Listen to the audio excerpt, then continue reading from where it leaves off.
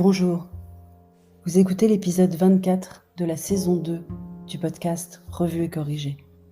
Cet épisode est tiré d'un billet du blog publié le 13 octobre et s'intitule « Justement, j'arrive même plus à trouver un titre correct ». C'est un peu toujours les mêmes infos, non ? Je ne sais pas si les médias ont décidé de nous faire paniquer pour vendre plus d'abonnements, si les régies ont imaginé que les titres accrocheurs faisaient vendre plus de pubs, ou si les journalistes eux-mêmes sont en panique, mais je suis à 2 doigts de ne plus lire mon fil Twitter. Quelques exemples de ce soir. Le Parisien, titre « 90% des lits de réanimation des hôpitaux de l'AP-HP seront occupés par des cas de Covid-19 d'ici fin octobre. Alerte Martin Hirsch. » France Info. Covid-19. Environ 15% des fleuristes vont disparaître à cause de la crise, estime la profession. France Info toujours. Covid-19. Plus de 32 000 morts depuis le mois de mars, c'est 15 fois plus que le nombre de morts sur les routes, déclare Olivia Grégoire. Sud-Ouest. Coronavirus. Il pourrait y avoir des restrictions supplémentaires selon Gabriel Attal. Le Figaro. Quand les startups paniquent face à la crise du Covid-19. Le Monde. Covid-19. Rien ne doit être exclu quand on voit la situation dans nos hôpitaux. Jean Castex n'exclut pas des reconfinements locaux en France. Eh ben oui, on va tous mourir. Un jour, forcément. C'est le propre de l'homme et de la femme d'avoir conscience de sa mortalité, il paraît.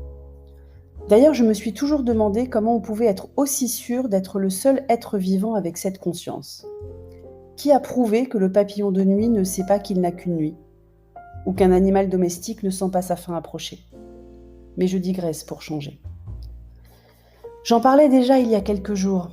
Vous vous rappelez, à l'épisode 18 de cette saison 2. Le côté anxiogène, j'en peux plus. Le côté sensationnel, ça me saoule. Le côté escalade du chiffre, pyramide du drame, sommet du pessimisme, il y en a marre. Donc je vais relancer mes petits rituels du pire du confinement quand on essayait de se rassurer avec quelques bonnes nouvelles. J'avais démarré ça à l'épisode 44 de la saison 1. On positive encore.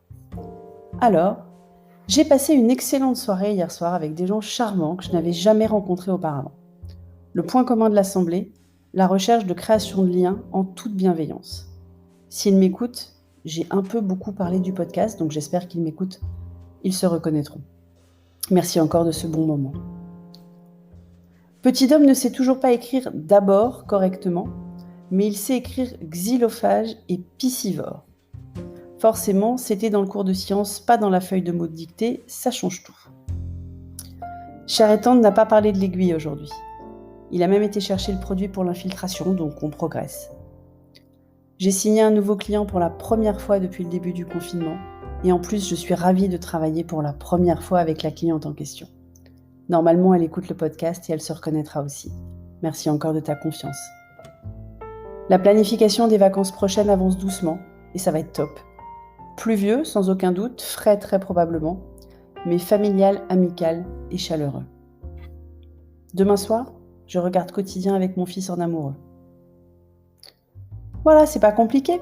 Je vais pouvoir aller me coucher avec des pensées plus positives, voire joyeuses. J'ai bien fait de ne pas faire l'épisode que j'avais prévu à la base.